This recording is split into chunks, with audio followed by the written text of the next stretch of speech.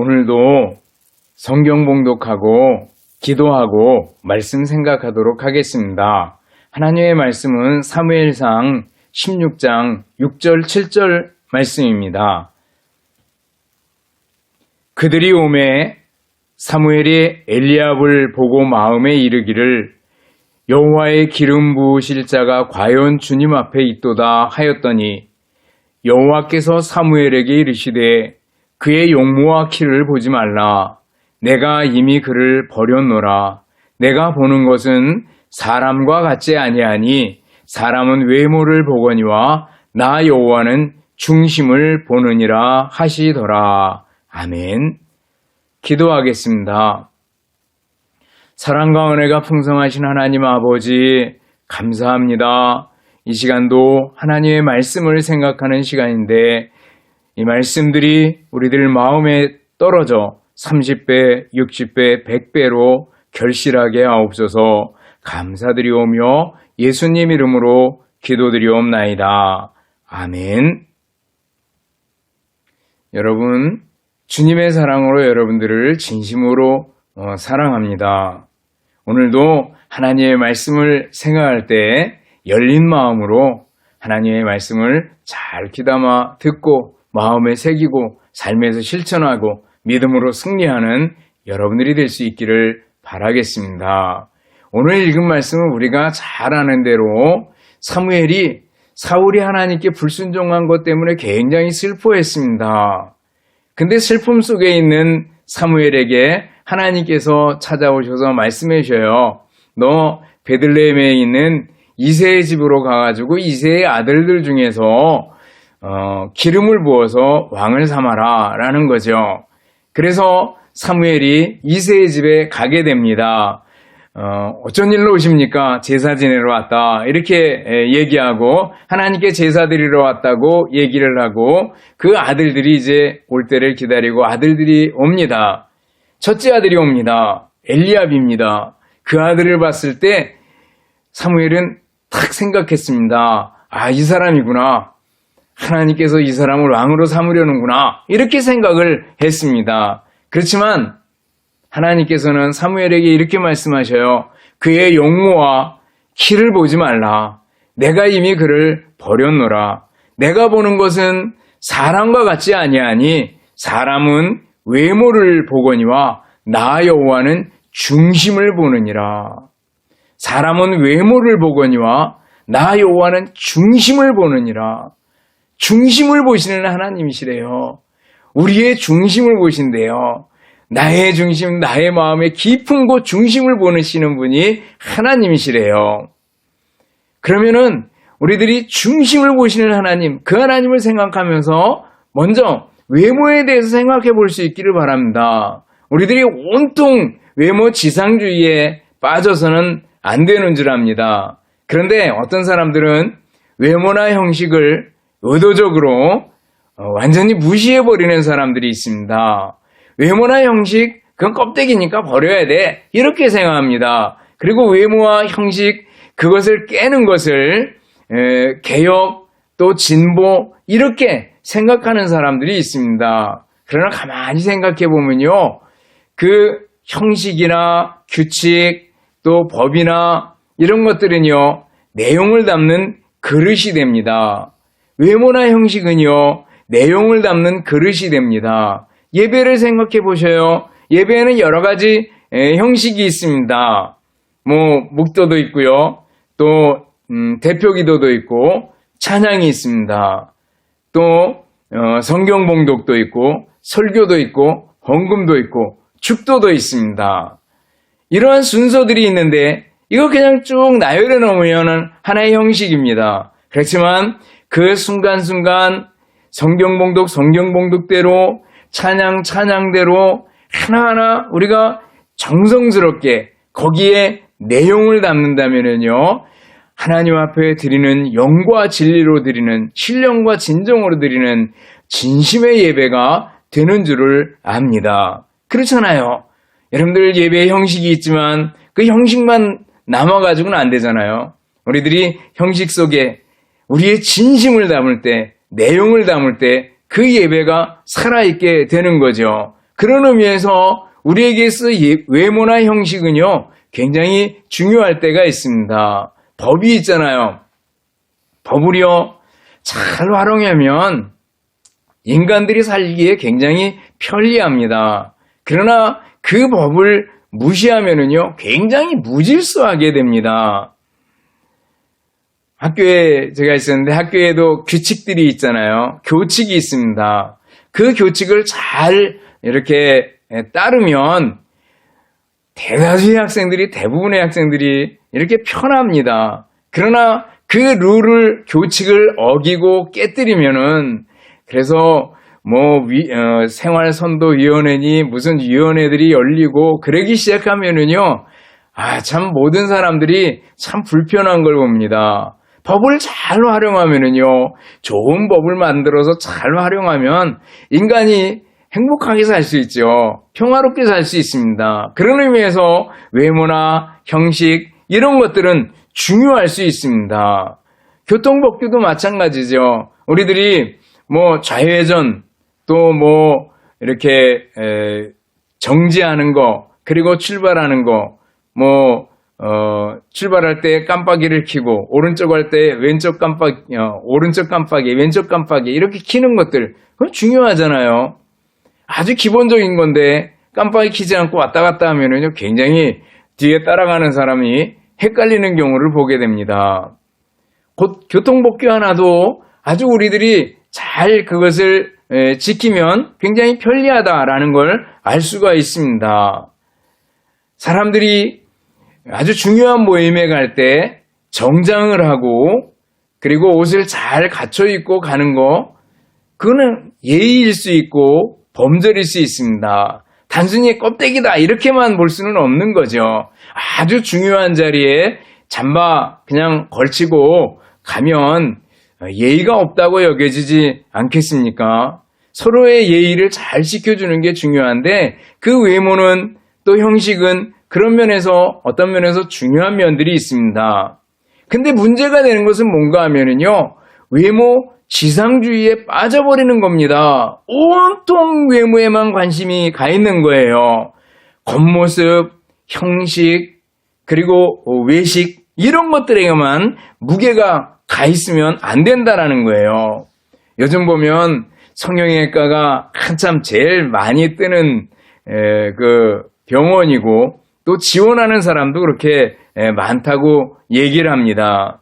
또 우리가 가만히 생각하면 학생들이 공부하는데 좋은 대학 가고, 또 좋은 직장 가고, 그리고 성공하고, 좋은 차에 좋은 집 가지고 있고, 이렇게 생각해 보면은요, 그걸 성공이라고 생각한다면, 가만히 생각해 보면 이 모두가 다 껍데기고, 솔로몬의 표현에 의하면 헛되고 헛된 것일 따름입니다. 잘못하면은요, 우리는 평생 이 헛것을, 껍데기만 따르고 추구하면서 살아갈 수 있습니다. 우리가 외모적인 거, 외향적인 거, 이런 것만 따라갈 수 있다라는 거예요. 하나님은요, 외부적인 거, 외모적인 걸 그렇게 크게 보지 않습니다. 성경에서 가끔 정말 잘생긴 사람들이 나옵니다. 사울 같은 경우도 보면은 사울 임금이요, 다른 사람보다 어깨 위에 하나가 더 있었습니다. 굉장히 키가 크고, 그리고 건장하게 생겼습니다. 그렇지만 그가 왕이 되고 나서 점점 고집과 아집과 교만이 생기면서 결국 하나님으로부터 멀어지게 되는 걸 볼 수가 있습니다. 안타깝죠. 또 성경에 정말 외모로 잘생긴 사람이 있습니다. 누군가 하면 압살롬입니다. 압살롬은 보면요, 그 머리가 길었잖아요. 그래서 연말마다 머리를 깎았는데 왕의 저울로 200세겔이래요.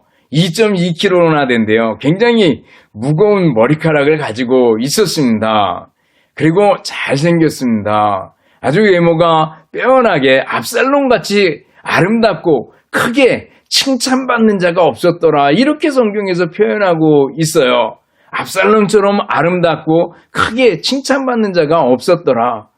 그는 발바닥부터 정수리까지 흠이 없음이더라. 이렇게 표현하고 있어요. 야, 발바닥부터 정수리까지 흠이 없이 아주 빼어나게 잘생긴 압살롬입니다.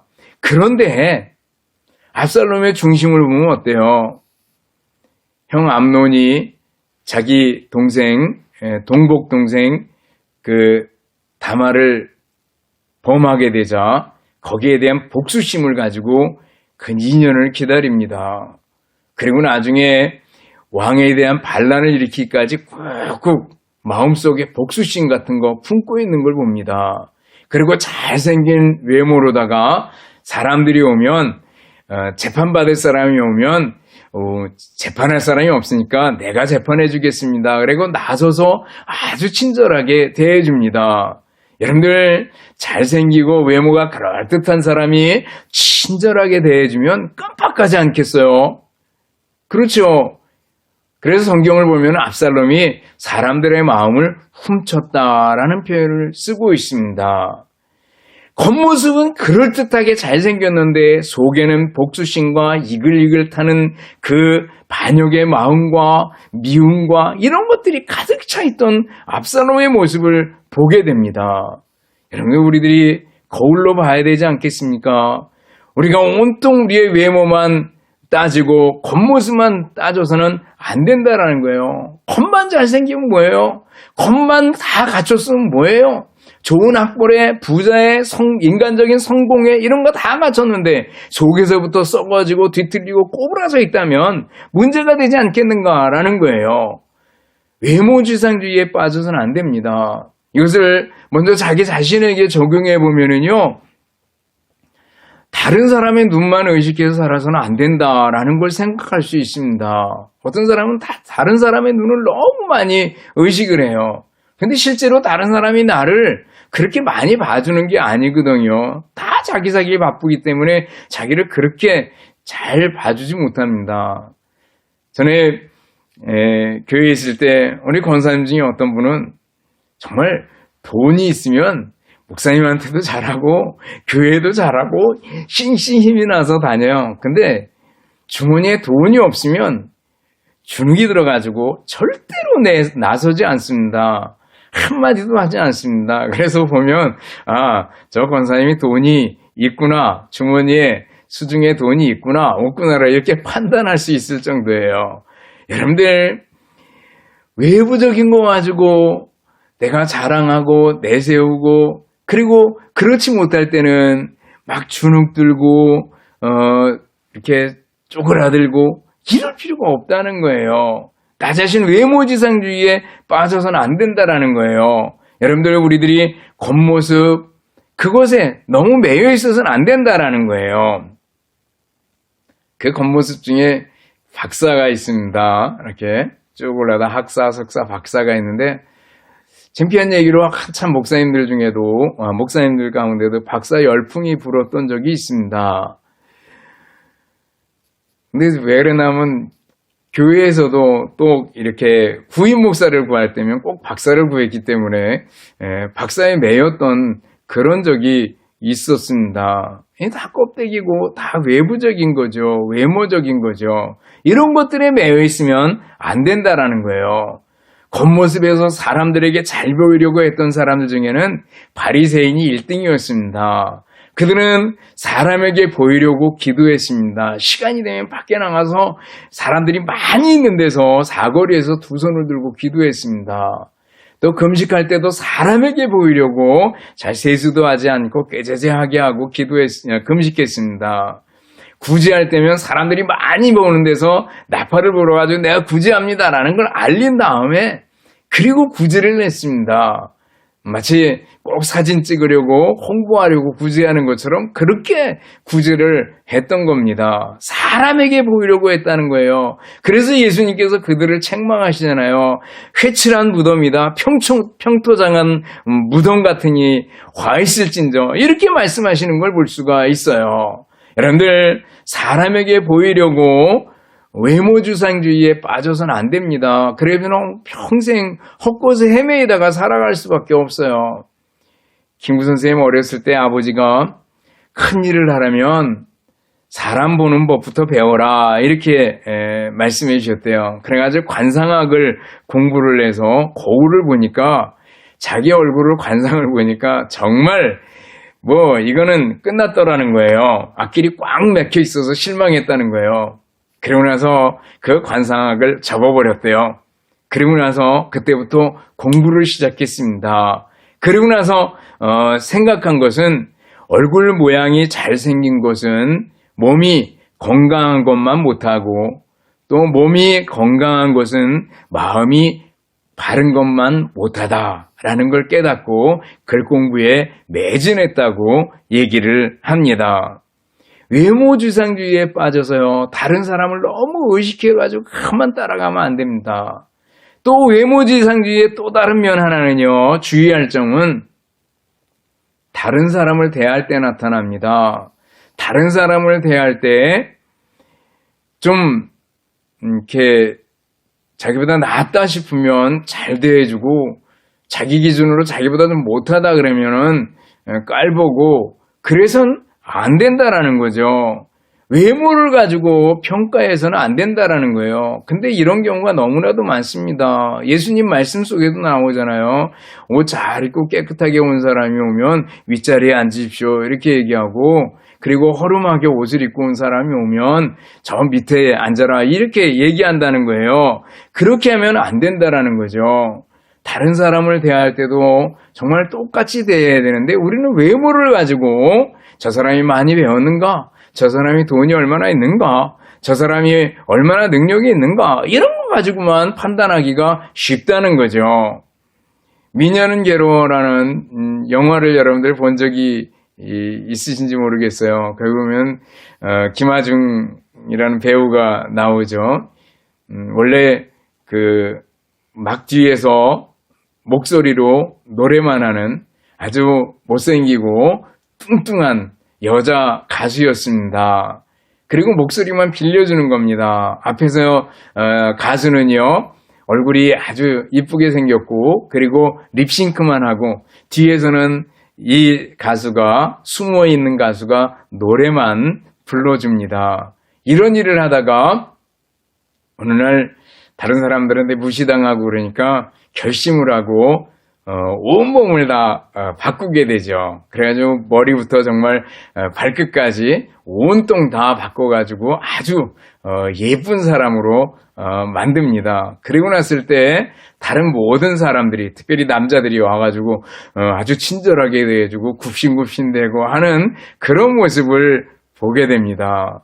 여러분들 우리 인간의 모습을 그대로 아주 단면적으로 잘 보여주는 영화라고 생각이 됩니다. 원래는 외모지상주의에 매여서는 안 된다라고 이 영화를 만들었는데 그것을 본 사람들은 야 나도 저렇게 성공하고 저렇게 사람들에게 인정받을 수 있으면 나도 한번 해볼까라는 마음을 갖게 만드는 영화라고 얘기를 합니다. 근데 여러분들 다른 사람을 평가할 때 겉모습만 보고 평가하는 것이 우리들의 눈이고 우리들의 마음인 줄 압니다. 이런 부분에서 우리는 굉장히 조심할 필요가 있습니다.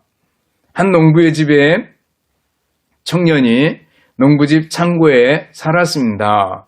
그 청년이 한 3년을 그 창고에서 살면서 농부의 집에서 일을 했습니다. 근데 그 청년이 거기 살다가 그만 농부의 딸을 이렇게 좋아하게 됐습니다.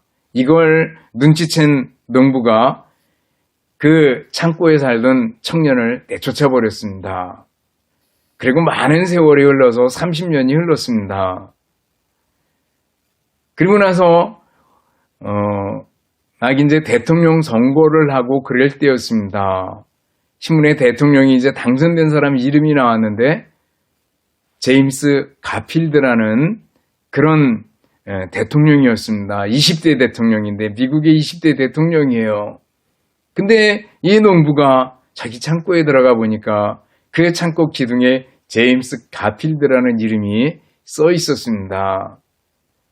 청년 때 그걸 써놨는데 이 농부는 장래 30년 후에 이 사람이 대통령이 될 줄은 전혀 생각하지도 못했던 거죠. 여러분, 외모로 다른 사람을 평가해서는 안 됩니다. 외모에 관한 얘기가 나오면요, 우리 예수님을 바라볼 수 있기를 바랍니다. 예수님은요, 외모에 대해서 드러난 면이 없습니다. 이사야 53장을 아시잖아요. 이사야 53장 보면 거기 예수님께서 고난받으실 것에 대해서 쭉 얘기를 해주는데, 특별히 2절 3절을 보면 거기 보면 예수님의 외모에 대해 설명해 줍니다. 그는 주 앞에서 자라나기를 연한 순 같고 마른 땅에서 나온 뿌리, 전에 번역은 줄기 그랬습니다. 연한 순에서 나온 뿌리 같아서 고운 모양도 없고 풍채도 없은즉 우리의 보기에 흠모할 만한 아름다운 것이 없도다. 그는 멸시를 받아서 사람들에게 버림을 받았으며 강고를 많이 겪었으며 질고를 아는 자라. 마치 사람들이 그에게서 얼굴을 가리는 것 같이 멸시를 당하였고 우리도 그를 귀히 여기지 아니하였도다. 그랬습니다. 예수님의 모습이에요. 어쩌면 겉모습이 마른 땅에서 나온 뿌리나 줄기같이 비실비실했다는 거예요. 좀 너무 강한가요? 연약해 보였다는 겁니다. 풍채 없었다는 겁니다. 사람들이 흠모할 만한 것이 없었다는 겁니다. 보셔요. 예수님이 자라난 동네가 나사렛입니다. 그래서 빌립이 나다나엘에게 예수님을 소개했을 때 나사렛에서 무슨 선한 것이 날 수 있느냐 이렇게 얘기하는 걸 봅니다. 그 시골 촌에서 뭐 선한 게 날 수 있겠냐라고 얘기하고 예수님을 인정하려고 들지 않았던 그런 모습 봅니다. 또 가난한 집에 목수로 나왔잖아요. 그래서 동네 사람들, 그 나사렛 동네 사람들은 다 알잖아요. 저가 목수의 아들이 아니냐? 그래서 예수님을 인정하지 않으려고 했던 것을 볼 수가 있습니다. 심한 외모에 대한 평가 때문에 예수님을 제대로 알지 못했던 경우들을 보게 됩니다. 우리도 외모에 대한 편견 때문에 일을 그르쳐서는 안 될 줄 압니다. 외모지상주의에 빠져서는 안 돼요. 그래서 나 자신 외모지상주의에 매여가지고 그거를 목표로 삼고 그것만 따라가서는 안 된다라는 것과 또 다른 사람을 대할 때 외모를 가지고 판단하고 평가해서는 안 된다라는 거죠. 그러면 외모지상주의를 벗어나려면 어떻게 해야 돼요? 오늘 본문에 나타난 하나님께서 자신을 알려주신 것처럼 나 여호와는 중심을 보느니라 라는 거예요. 중심을 보시는 하나님을 기억해야 합니다. 내 중심을 보시는 하나님을 기억해야 됩니다. 사람은 외모를 봅니다. 그러나 하나님은 우리의 중심을 보신다라는 거예요. 하나님은 나의 드러난 모습, 나의 드러난 껍데기 이거보다 내 중심을 보시고 나의 마음을 보시는 분이다라는 거예요. 하나님이 내 중심을 보신다라는 걸 생각하면은요, 한편에는 경각심을 가지게 되죠. 죄를 지으려다가도 하나님이 내 중심을 보시는 분이다라는 걸 생각하면 번뜩 죄를 내려놓게 되는 겁니다. 온통 우리 마음속에 다른 사람을 미워하고 원망하고 불평하고 더러운 생각을 가지고 그러다가도 주님이 내 중심을 아시는데 보시는데 라는 걸 생각하면은요 번뜩 정신이 나게 되죠. 또 하나는요 무한한 위로입니다. 우리가 힘들고 어려울 때 우리의 중심을 보시는 하나님께서는 내가 너를 안다 라고 말씀해 주시는 거 아니겠어요? 내가 내 중심을 안다라는 거예요. 우리가 인생 살아가다 보면 시편 107편에 나오는 4가지 어려운 상황이 나오잖아요. 이런 데 처할 때가 있습니다. 하나는 사막 한가운데서 길을 잃어버리는 거죠. 거할성으로 찾지 못하고 이리저리 어디로 가야 되지 막 헤매는 겁니다. 우리가 인생에서 방황할 때가 얼마나 많습니까? 그러나 그 근심 중에 여호와께 부르짖음에 하나님께서 거할성으로 인도해 주셨다고 말씀해 주고 있어요. 중심을 아시는 거죠. 부르짖는 사람의 중심을 아시는 겁니다. 한 사람은 감옥에 빠져 있습니다. 억울한 일로 너무너무 억울해요 막 이러고 있는데 하나님께 그 근심 중에 부르짖었더니 하나님께서 들으시고 그 쇠빗장을 끌어주셨다는 거죠. 또 다른 사람은 뭐예요? 병 중에 있는 겁니다. 너무 병이 깊어서 죽음이 바로 코앞에 와 있는 그런 단계까지 와 있습니다. 그러나 그 근심 중에 부르짖었더니 하나님께서 고쳐주셨다라고 얘기하고 있어요. 또 한 사람은 뱃속에 풍랑이는 뱃속에서 이리 구르고 저리 구르고 막 굴러다닙니다. 그러나 뭐예요? 그 근심 중에 부르짖음에 하나님께서 소원의 항구로, 안전한 항구로 인도해 주셨다고 말씀하고 있습니다. 여러분들, 우리가 사막에, 감옥에, 또 병중에, 흔들리는 뱃속에, 그 속에 있는 인생 상황 속에 처할지라도 하나님 뭐예요? 우리 중심을 보시는 분입니다.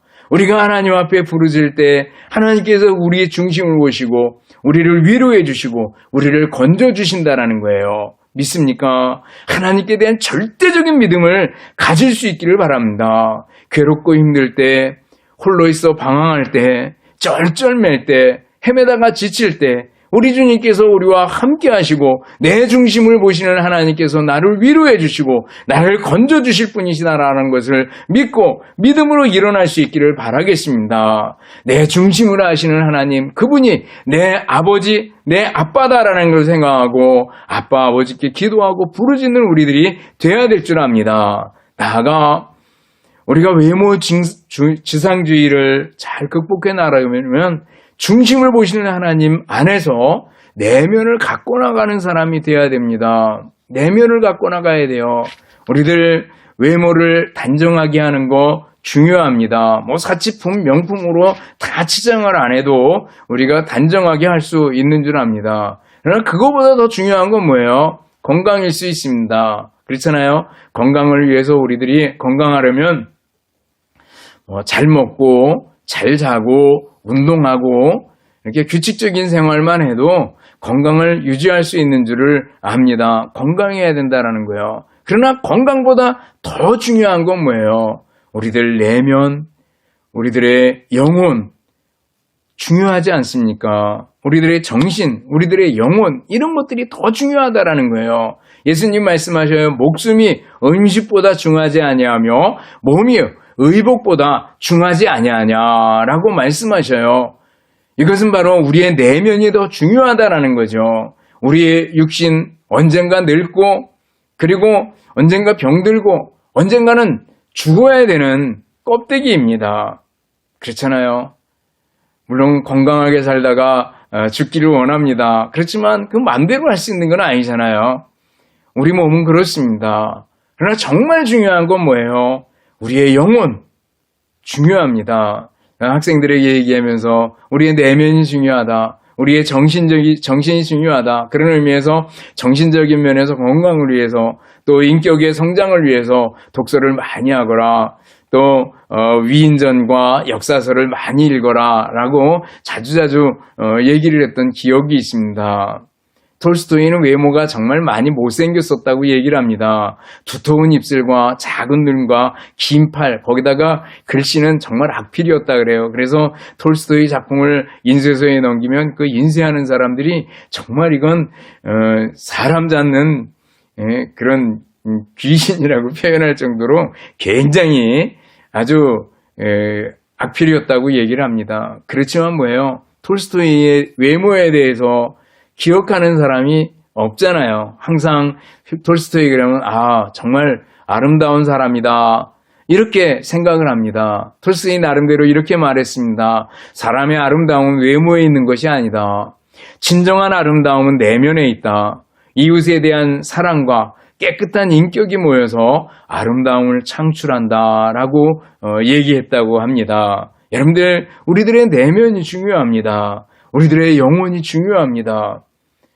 우리가 정신적인 면에서 인격적인 면에서 성숙을 원한다면 독서를 통해서 가능하겠죠. 근데 우리의 영혼에 관해서는요. 하나님 말씀으로 돌아가고 기도해야 됩니다. 말씀과 기도로 돌아가야 합니다. 성경으로 돌아가야 됩니다. 성경으로 돌아가서 하나님 뜻이 무엇인지를 발견하고 그 뜻에 순종하며 살아가는 우리들이 되어야 됩니다. 그래서 베드로 사도의 맨 마지막 말씀이 뭐예요? 우리 주 예수 그리스도의 은혜와 그를 아는 지식에서 자라가라 그랬습니다. 예수님의 은혜와 예수님을 아는 지식에서 자라가네요. 여러분들 성경 속으로 더 들어갈 수 있기 바랍니다. 늘 기도하고 늘 말씀 속에 살아가는 여러분들이 될 수 있기를 바랍니다. 그래서 여러분들의 내면의 아름다움을, 여러분들의 영혼을 건강하게 갖고 나갈 수 있기를 바라겠습니다. 예수님이 우리 모델이잖아요. 예수님의 모습, 겉모습은 정말 연약하지만 그러나 내면에 강함이 있었고 우리 인간들을 위해서 십자가에 죽기까지 그 모든 일을 감당하셨던 예수 그리스도를 마음에 새기고 예수님 닮아가는 여러분들이 될 수 있기를 바랍니다. 말씀을 정리해 봅니다. 외모 지상주의를 조심해야 됩니다. 외모의 형식을 아주 무시할 수는 없습니다. 어떤 면에서 중요한 면이 있는데 그것은 형식은, 외모는 내용을 담는 그릇이 되기 때문에 그렇습니다. 우리가 외모 지상주의에 매여서 나 자신 너무 거기에 매여가지고 헛것만 따라서는 안 됩니다. 또 다른 사람을 대할 때 함부로 판단해서는 안 된다라는 걸 생각했습니다. 외모 지상주의를 극복하기 위해서 우리의 중심을 보시는 하나님을 기억해야 됩니다. 내면을 갖고 나가는 사람이 되어야 됩니다. 말씀과 기도의 사람이 될 수 있기를 다시 한번 부탁드립니다. 여러분들 하나님의 말씀의 반석에 든든하게 서서 예수님을 날마다 닮아가는 작은 예수가 될 수 있기를 주님의 이름으로 축원합니다. 기도하겠습니다. 사랑과 은혜가 풍성하신 하나님 아버지 진심으로 감사드립니다. 우리가 얼마나 많이 외모와 또 헛것들을 따라다녔는지요. 우리 자신을 반성하고 이제는 우리의 중심을 보시는 하나님 앞에서 살아갈 수 있도록 내면을 갖고 나가는 사람이 될 수 있도록 은혜를 베풀어 주시옵소서. 예수님 이름으로 기도드리옵나이다. 아멘. 축도하겠습니다. 이제는 우리 주님 예수 그리스도의 은혜와 하나님 아버지의 극진하신 사랑하심과 성령님의 교통하시며 인도하심이 함께 예배드리며 말씀 듣는 우리 모든 성도들 머리머리 위에 이제부터 영원토록 함께 있을지어다. 아멘.